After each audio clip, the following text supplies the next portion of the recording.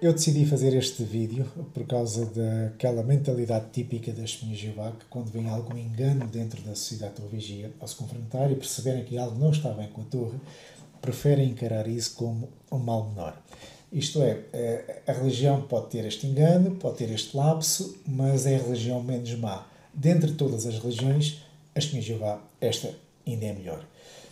Esta é a mentalidade típica das testemunhas de Jeová quando lidam com algum engano dentro da torre.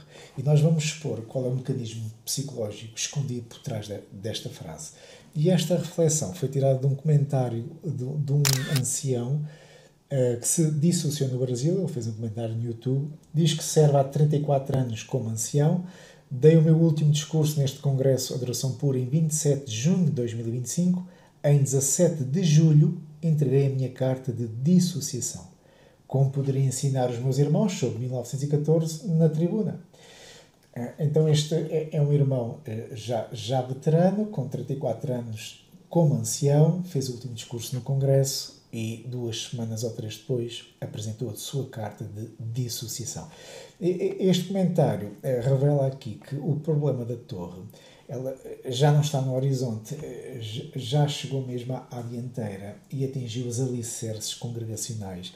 A própria estrutura está armadilhada e tudo aponta para sinais evidentes de implosão. E notem que nós não estamos a falar de um jovem testemunho de Jeová desiludido, inexperiente, ou cheio de vícios, ou cheio de tentações. Não estamos a falar disso. Estamos a falar de um homem veterano, um homem que serviu 34 anos como ancião. Se até estas vozes já se começam a levantar e a sair, é porque o edifício já está em sérios riscos estruturais, queda iminente. Mas o que eu vou destacar no vídeo não é esta atitude deste ancião, chama-se Anderson, mas da reação da esposa à dissociação do seu marido. E ele apresenta isso no comentário a seguir. Ele diz: a minha esposa também é assim, pioneira regular de anos. Ela disse com todas as letras: o que você diz pode até ser verdade. Referente à mentira de 1914 e por Jerusalém não ter tombado em 607. Mas ainda é o melhor lugar para ficar. Notem esta expressão da esposa deste irmão Anderson. Diz que aquilo que você diz até pode ser verdade. Mas a Testemunha de Jeová ainda é o melhor lugar para ficar. Vocês notem que esta irmã reconhece que há incoerências, que há engano dentro da torre, alguma coisa não está certo. Mas mesmo assim ela responde que, dentre todas as religiões, apesar desta ter engano, dentre todas, esta, a Testemunha de Jeová, ainda é o melhor lugar para ficar. Isto é um perigoso veneno do mal menor admitir uma mentira e continuar a segurá-la. Por trás desta atitude está aqui um pano de fundo psicológico que explica o porquê deste comportamento. E este comportamento, em psicologia, chama-se dissonância cognitiva. O que é isto? Isto não é uma expressão muito usada. A palavra dissonância significa desacordo, conflito, falta de harmonia, assim como, por exemplo, 2 notas musicais às vezes não se encaixam, não há harmonia. Há ali uma dissonância, há um desacordo, um conflito. E depois há a palavra cognitiva, que tem a ver com o ato de conhecer, o pensamento, o entendimento. Por isso esta expressão, dissonância cognitiva, significa conflito dentro do pensamento. Há aqui um choque entre aquilo que a pessoa sabe e aquilo que a pessoa aceita e vive. Há ali um conflito. Isto vai lembrar um bocadinho aquelas pessoas que fumam. A pessoa sabe que fumar mata, mas continua a fumar. Cria ali um conflito mental e emocional, chama-se dissonância cognitiva. Ou uma testemunha de Jeová, por exemplo, que se apercebeu do engano de 1914. Sabe que é uma mentira, mas mesmo assim continua a defender a organização. Cria ali um conflito mental, chama-se dissonância cognitiva. Aquilo que a pessoa sabe e aquilo que a pessoa aceita e faz. Há ali um conflito. E esta dissonância cognitiva gera um desconforto, quer mental, quer emocional, devido a esta contradição. Só que o nosso cérebro não suporta viver muito tempo neste conflito interno. Então o que é que o cérebro faz? Procura reduzir a dissonância, este conflito, e pode fazê-lo de várias maneiras. Uma delas é justificar o comportamento. Assim, nas testemunhas de Jeová há enganos, mas é o melhor lugar para ficar. Isto é uma tentativa de justificar esse desconforto, essa dor mental e emocional. Isto é um mecanismo de defesa. E o objetivo é mesmo esse, reduzir a dor. Porque esta dissonância cria uma certa tensão na pessoa, porque há ali duas ideias ou dois sentimentos que estão em conflito. Isto é uma mentira, é verdade, mas eu preciso continuar aqui, não tenho para onde ir. Isto é uma mentira, mas eu tenho que estar aqui. Este conflito gera dor psicológica e dor emocional, quase como uma ferida interna. E as pessoas, para reduzir esta dor, o cérebro procura aqui um analgésico mental e em forma de justificações. Em vez da pessoa mudar de comportamento, muda a realidade, não porque isso é difícil, é doloroso, então a mente tenta atenuar a dor da consciência, ajustando-se à narrativa. E a pessoa vive então neste conflito interno. A mente sabe a verdade, mas o coração induz a mente a justificar o comportamento para continuar no proceder, que sabe que está errado, mas continua nesse proceder. Este tipo de atitude de dissonância cognitiva e a tentativa de justificar esse conflito está descrito na Bíblia. Isso está em Tiago, capítulo 1, versículo 22. Este texto fala então desse conflito entre aquilo que a pessoa sabe e aquilo que a pessoa aceita ou está a viver, e esse conflito chama-se dissonância, e o que é que a pessoa que vive esta dissonância cognitiva faz para justificar o seu comportamento.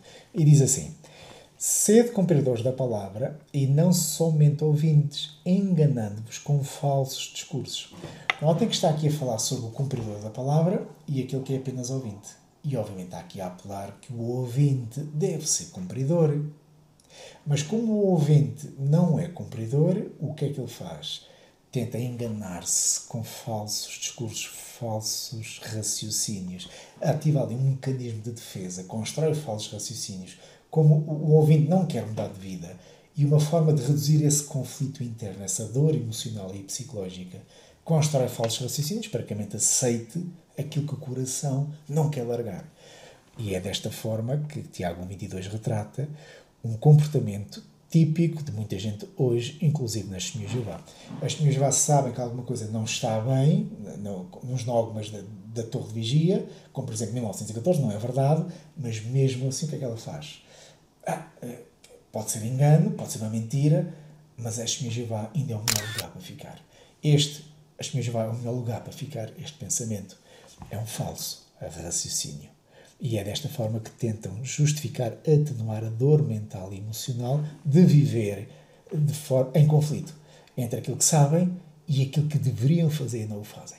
E este ciclo de dissonância cognitiva, a mente sabe a verdade, o coração justifica, mas isto é só mesmo para reduzir o desconforto. Por isso a pessoa reconhece a mentira, mas não a abandona. E a lógica dessas pessoas é a lógica do mal menor. Sim, é verdade que há muitos enganos aqui, mas eu preciso de uma comunidade, preciso de uma congregação onde me congregar. Eu sei que há manipulação, eu sei que há muita crueldade, eu sei que há muita hipocrisia, mas é melhor do que estar sozinho.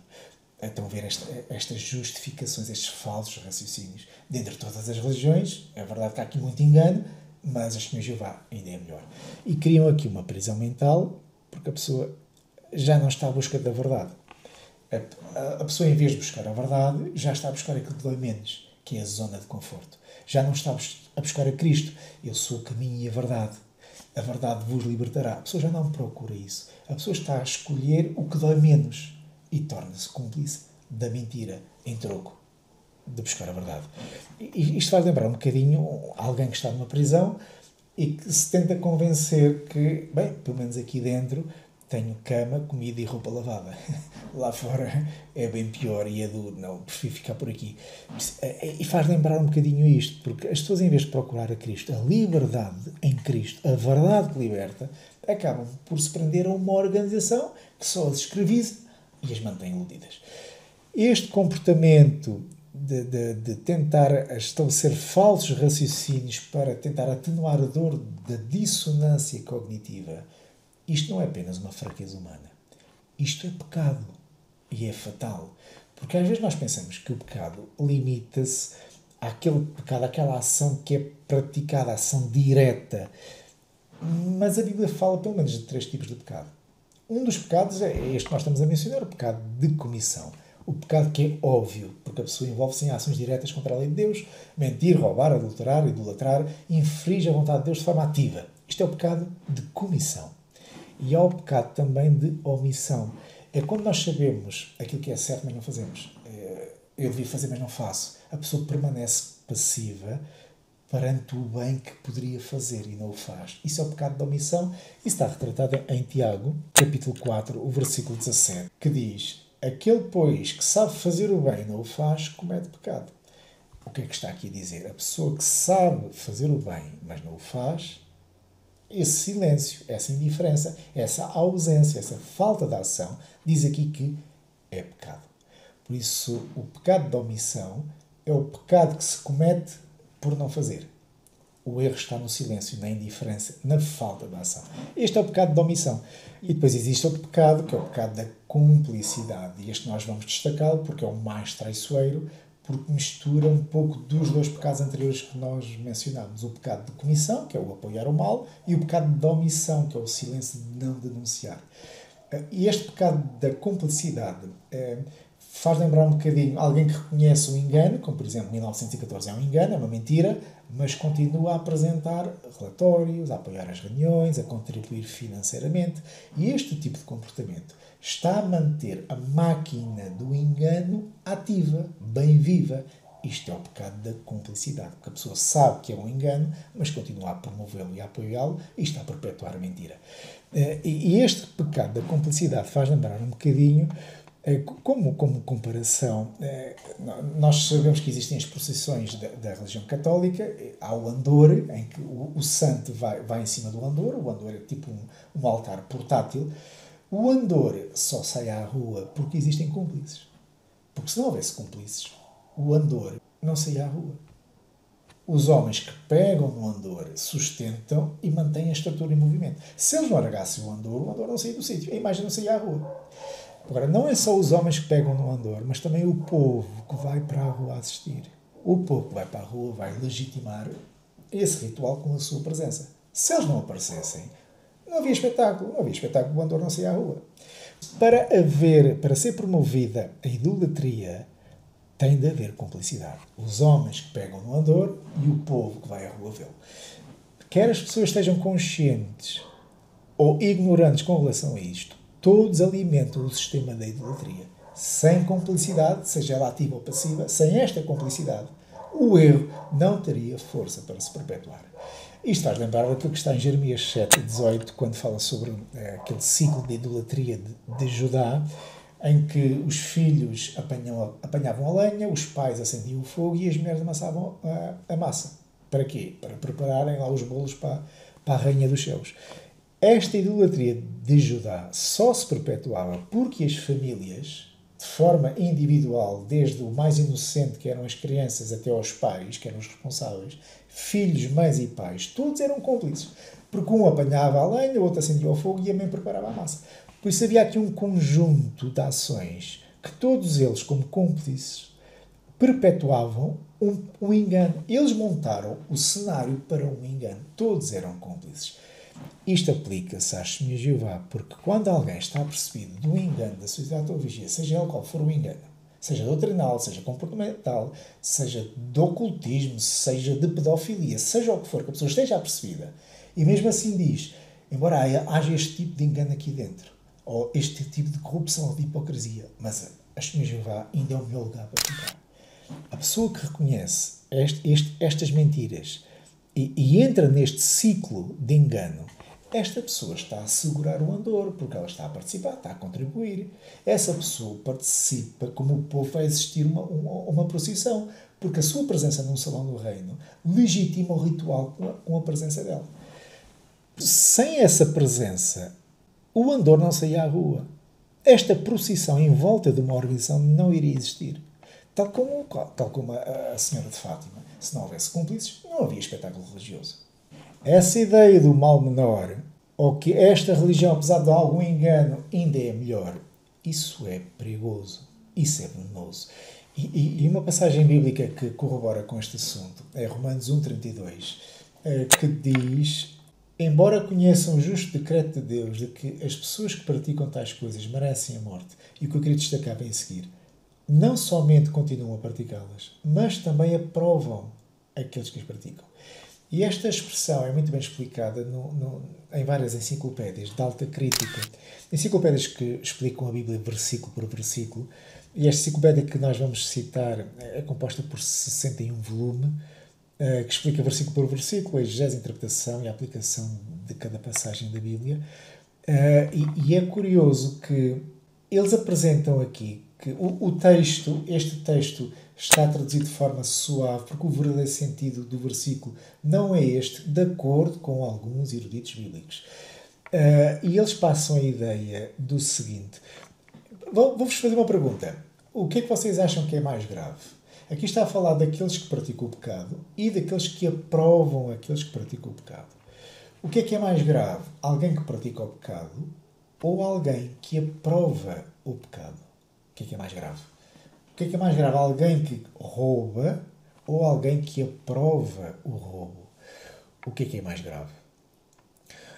O versículo, conforme está traduzido, passa a ideia de que aqueles que praticam e aqueles que aprovam essas práticas merecem a morte. Mas parece que o sentido deste texto é um bocadinho mais profundo. Nós vamos aceder aqui a esta enciclopédia. A enciclopédia é o comentário crítico e exegético do Novo Testamento. E temos aqui a enciclopédia, vamos selecionar o que queremos traduzir e aparece-nos no lado direito em português. Não vamos esmiuçar o que diz aqui, porque o início deste comentário aqui no versículo 32 é apenas para deixar claro que os copistas tiveram alguma dificuldade neste versículo, porque achavam muito difícil que aprovar o mal fosse mais grave do que praticar o mal. E isto gerou algumas variantes textuais para suavizar um bocadinho o versículo, para que significasse que tanto quem pratica como quem aprova é digno de morte. Só que o sentido do versículo é outro. O sentido do versículo é que quem aprova é mais culpado do que aquele que pratica o pecado. Nós vamos ver a explicação que é dada um bocadinho mais à frente. E aqui diz, Paulo insere uma indicação de que aqueles que aprovam a má conduta de outros estão sob condenação, assim como aqueles que fazem estas coisas. Depois diz, mas é duvidoso que o grego possa realmente suportar esta interpretação, se era isto que Paulo tinha em mente. Ele expressou o seu significado de uma forma muito surpreendente. E, em qualquer caso, não há necessidade de explicar o significado natural das palavras, pois é certamente verdade, como Apolinário, Crisóstomo, Isidoro de Pelúzio, Calvino e muitos outros viram, que o homem que aplaude e encoraja outros a fazer o que é mau é, mesmo que nunca cometa o mesmo ato perverso, não só tão culpado como aqueles que o cometem, mas muitas vezes mais culpado do que eles. Há vários fatores envolvidos. Apolinário chamou a atenção para um deles quando disse, está aqui uma expressão em grego, vamos passar à frente, e note então aqui o contraste entre a pessoa que peca e a pessoa que aprova o pecado. E diz assim, chamar a atenção para o facto de que o homem que faz o mal estará muitas vezes sob grande pressão, como por exemplo a da paixão, enquanto o homem que observa e aplaude normalmente não estará sob qualquer pressão semelhante. Não é de todo diminuir a culpa do autor, mas é revelar a maior culpabilidade do aplaudidor. A sua atitude será muitas vezes o reflexo de uma escolha estabelecida. Mas há também o facto de que aqueles que toleram e aplaudem as ações viciosas de outros estão realmente a dar um contributo deliberado para a criação de uma opinião pública favorável ao vício e, portanto, para a corrupção de um número indefinido de outras pessoas. Segundo esta enciclopédia, então, deixa claro que aprovar o pecado é mais grave do que praticar o pecado. E fazem aqui referência a alguns pais da Igreja. Pais da Igreja são alguns escritores e líderes dos cristãos do primeiro século, desde o segundo século até o oitavo século, são considerados pais da Igreja. Faz referência aqui a Calvino, mas Calvino já é um reformador do século XVI. E diz que estes líderes cristãos, eles sustentavam que quem aprova o pecado é mais culpado do que quem pratica. Porquê? Porque quem pratica o pecado muitas vezes pode estar dominado por um desejo, por uma fraqueza, por uma circunstância, como por exemplo roubar para comer. Ok? Então, este praticante do pecado está em pecado, mas está debaixo destas circunstâncias, muitas vezes está dominado por estes desejos, fraquezas e circunstâncias. Quem aprova o pecado já não está debaixo desta pressão do desejo, da fraqueza ou da circunstância. Por isso, quando ele aprova o pecado, já o faz de forma deliberada. É a sua vontade racional de legitimar o mal. É uma atitude calculada. Por isso, essa pessoa já se junta ao mal, já aprova o pecado pela malícia que tem dentro. Por isso, não é só a ação em si que conta, mas também a atitude de apoiar ou justificar o mal que é praticado. Mesmo que a pessoa nunca o tenha praticado, mesmo que a pessoa nunca tenha roubado para comer, mas se aprova o roubo, é mais grave do que alguém que rouba. Estão a ver o sentido. E depois tem uma agravante, que é o impacto social que isto vai ter na comunidade. Porque quem aprova e legitima o pecado cria aqui uma opinião pública favorável ao vício, ao pecado. Contribui para a corrupção da sociedade, para a corrupção de muito boa gente. E isto, claro, reforça e espalha o vício e corrompe muita gente. E esta é a conclusão que esta enciclopédia chegou. Não só esta, mas várias, apenas escolhi esta, que trazem esta atenção, que quem aprova é muitas vezes mais culpado do que o praticante do pecado. Porque quem peca pode ter pecado por fraqueza. Mas quem aprova escolheu fazer isto conscientemente, de forma fria e calculada. E estes carregam uma culpa ainda maior. Estão a ver o sentido deste versículo. A aplicação prática que podemos fazer desta passagem, aquela ideia que uma testemunha de Jeová que vê um engano dentro da organização, há aqui alguma coisa que não está bem, que não bate certo, mas depois diz, entre todas as religiões, esta ainda é melhor. Quem diz isto reconhece o erro. Reconhece o erro. Mas em vez de rejeitar, ele aprova, legitima e perpetua esse mal de forma consciente. Notem que é diferente da pessoa que está debaixo da fraqueza. Por exemplo, uma testemunha de Jeová que está debaixo da hipnose, do engano, de cultuar o corpo governante, cultuar a organização, está debaixo da maldição de 2 Coríntios 4.4, em que diz que o Deus deste sistema cegou a mente. Então, as testemunhas de Jeová que prestam este culto à organização, que estão a pecar, não são tão culpados como a pessoa que já viu o engano e continua a aprovar o engano. Estão a ver a ideia? Porque a pessoa, uma testemunha de Jeová que está dominada, está cega, ok, pode de certa forma justificar-se perante Deus. Eu estava enganado. Mas quem já viu o engano é um cúmplice consciente e não tem desculpa. Ele vê o erro, sabe que está errado, mas prefere ficar em silêncio e sustentar o sistema. Resumindo, um praticante do pecado pode, neste caso, invocar a fraqueza e a hipnose, estava cego. O aprovador, não, porque ele dá o seu consentimento com conhecimento de causa. É uma escolha deliberada que ele faz, é fria, racional e consciente, porque ele conseguiu ver o erro, conseguiu ver que alguma coisa não estava bem, mas ele opta por ignorar, continuar a apoiar, porque ele vê o preço que vai pagar. Porque qualquer testemunha de Jeová sabe que alguém que questione o corpo governante, que questione a organização, perde automaticamente a reputação. E se ele insistir, obviamente só sai dentro da sociedade teologia, dentro de um caixão. Isto quer dizer morte social. Já não vais ter reputação, mais ninguém te fala. Toda a testemunha de Jeová sabe disto. Por isso, aquilo que eles fazem quando vem algum problema dentro da torre, por medo das consequências, preferem dar aprovação e tornam-se cúmplices, conscientes e ativos do mal. É exatamente isto que Paulo está a denunciar em Romanos 1.32. Mas também aqueles que aprovam aqueles que praticam. O pecado da cumplicidade na prática é uma traição à verdade. Porque a pessoa não é apenas um espectador, é um colaborador. Porque prefere a comodidade à fidelidade. E é isto que acontece dentro da sociedade que vigia. E estas pessoas que veem que alguma coisa não está bem dentro da torre, então adotam Tiago 1.22. Passam a ser apenas ouvintes, não cumpridores da lei do Cristo, mas da lei da torre, e apresentam falsos raciocínios, enganam-se com falsos raciocínios, conforme diz Tiago 1.22. E este pecado é traiçoeiro. Porquê? Porque a pessoa pensa que pode ficar de fora, eu não me vou meter, eu estou isenta de culpa. Não está. Não é? Porque a pessoa já conhece, já sabe, e aos olhos de Deus, essa pessoa está a colaborar de forma consciente com o pecado. Por isso, essa ilusão, alguma coisa não está bem dentro da sociedade de religia, mas esta religião, a religião ainda é melhor onde nós podemos estar. Esse tipo de comportamento pode custar a vida, porque Cristo não nos chamou para escolher um mal menor. Olha, escolhe e aceita que seja menos mal. Não é isso que Cristo, para que Cristo nos chamou. Não foi isso. Tanto que a Bíblia deixa claro em várias passagens, Provérbios 17:15 diz que Deus detesta quem justifica o ímpio. Isto é, se o ímpio é pecador e estamos a dar justificação ao comportamento dele, tentar arranjar aqui falsos raciocínios para compactuar com o ímpio, Deus detesta isto. 1 Timóteo 5:22, quando o apóstolo Paulo disse a Timóteo: não participes dos pecados dos outros, conserva-te puro. Isto é, não sejas cúmplice do erro dos outros, da idolatria dos outros, conserva-te puro. Este é o espírito da Escritura. Não é compactuar com a maldade. Efésios 5:11, o que é que diz? Não participem das obras da escuridão, mas antes exponham-nas à luz. O que é que Deus está a dizer? Para não sermos cúmplices.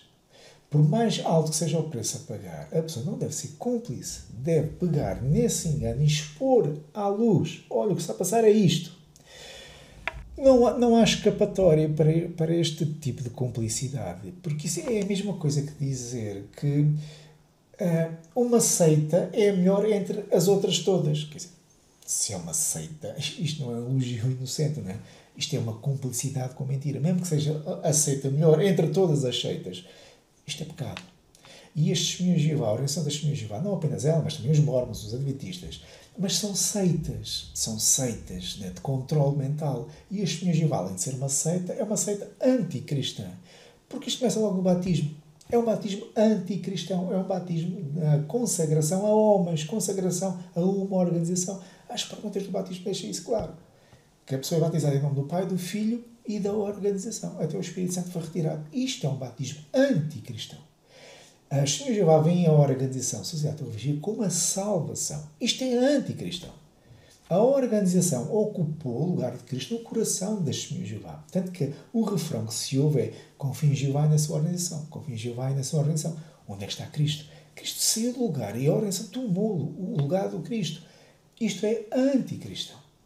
As testemunhas de Jeová são a única religião que proíbem os seus membros de tomar dos emblemas na última ceia. Não tomam dos emblemas. Quem pode tomar dos emblemas são apenas os 11 homens que estão lá nos Estados Unidos. E essa ideia que todos podem tomar dos emblemas, é claro que todos podem tomar dos emblemas, ninguém vai proibir, só que tem que arcar com as consequências, porque aquilo que as publicações dizem é que quem toma dos emblemas muitas vezes tem problemas mentais, problemas emocionais, tem desejo de destaque.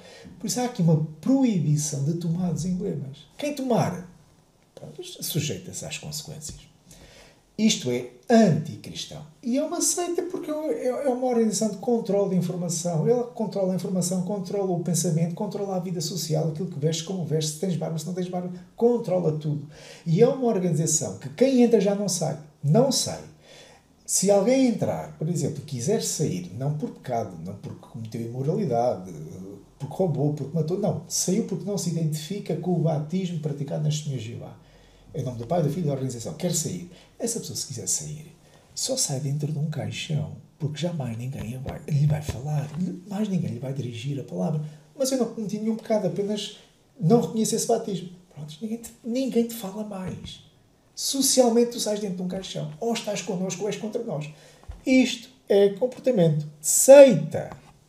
Abram os olhos. Isto é uma seita.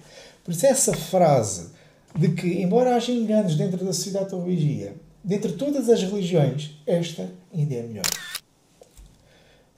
Isto é um pensamento, né, que é enganoso. Isto faz-me lembrar um bocadinho alguém dizer: olha, entre estas 5 casas de prostituição, estas 5 casas, esta aqui ainda é melhorzinha, porque pelo menos aqui elas ainda se lavam. Quer dizer, valha-nos Deus, quer dizer, mas mal lavadas ou semi-lavadas continuam prostitutas, quer dizer, não são mulheres decentes. É o que acontece com estas organizações religiosas. São casas de prostituição religiosa. E a sociedade de teologia, a Testemunhas de Jeová, é a melhorzinha. Quer dizer, nem é a melhorzinha porque ela nem se lava, porque ela está metida com a ONU, está metida com a OSH, está metida com o ECOSOC, está metida com o Plano de Desenvolvimento das Nações Unidas, está metida com o URI, está em todas. E passa de umas para as outras, de cliente para cliente, sem se lavar. Por isso não venham dizer que a sociedade de teologia é a melhor religião onde vocês podem estar. Não, não é. Não estou a dizer que os mormons é melhor. Não estou a dizer que os adventistas é melhor. Mas no tradicionalismo cristão, vocês encontram lugares menos profanos do que dentro da sociedade de teologia. É claro, eu não promovo nenhuma religião, porque não adiro a nenhuma. Todas elas estão corrompidas. porque o trigo cresce no meio deste joio corporativo, por isso há trigo em todo o lado, inclusive na Testemunha de Jeová há trigo, na Igreja Luterana há trigo, no Calvinismo, no Arminianismo, há trigo em todo o lado. Mas a Testemunha de Jeová é o pior sítio onde a pessoa pode nascer, porque quem entra não sai.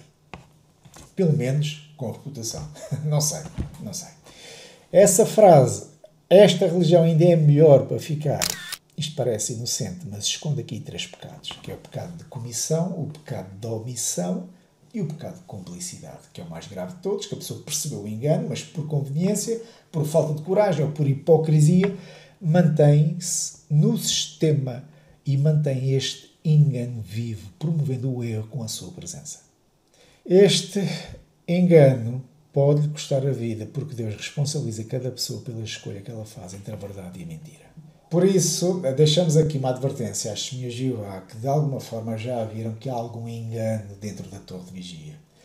Por favor, não tentem, de certa forma, atenuar a dor da vossa consciência, desse conflito mental que existe, de dissonância cognitiva, aquilo que vocês já sabem com aquilo que vocês estão a fazer, criar ali um conflito, uma dor emocional. Não tentem aplicar o analgésico espiritual com esta frase, que dentre todas as religiões, a Testemunha de Jeová ainda é melhor. Não façam isso, porque aquilo que vocês estão a fazer é promover um engano. Vocês estão a segurar o andor. E os anciãos nas congregações que já se aperceberam do engano e continuam a segurar o andor, vocês estão a sustentar e manter uma estrutura idólatra em movimento. Se vocês, anciãos, largarem o andor, esta imagem, esta procissão da torre de vigia em volta do culto a homens, nunca sairia à rua. E os outros membros das congregações, o povo que vai assistir à procissão, vocês estão a legitimar o ritual com a vossa presença. Vocês mantêm os salões do reino cheios. Se vocês não aparecessem, não havia espetáculo. E o andor não saía à rua. Eu aproveito aqui esta ocasião para dar os meus parabéns ao irmão Anderson, que já serve como ancião há 34 anos, segundo esta mensagem, que Anderson mostraste amar mais a verdade do que o amor à cumplicidade, do que o amor ao status de segurar o andor da mentira. Se mais pessoas fossem como o Anderson, este tipo de seita nunca sairia à rua, porque estavam fadadas à falência. Enquanto muitos dizem este é o melhor lugar para ficar, o Anderson largou o andor, pôs-se de pé e disse: saiam dela, povo meu. Por isso, bem-haja, Anderson, meu irmão em Cristo. Se todos os anciãos largassem o andor como tu, a procissão acabava. E só Cristo permaneceria de pé. Permaneceria de pé não em discursos, não em livros ou conversa fiada, mas permaneceria de pé nos nossos corações.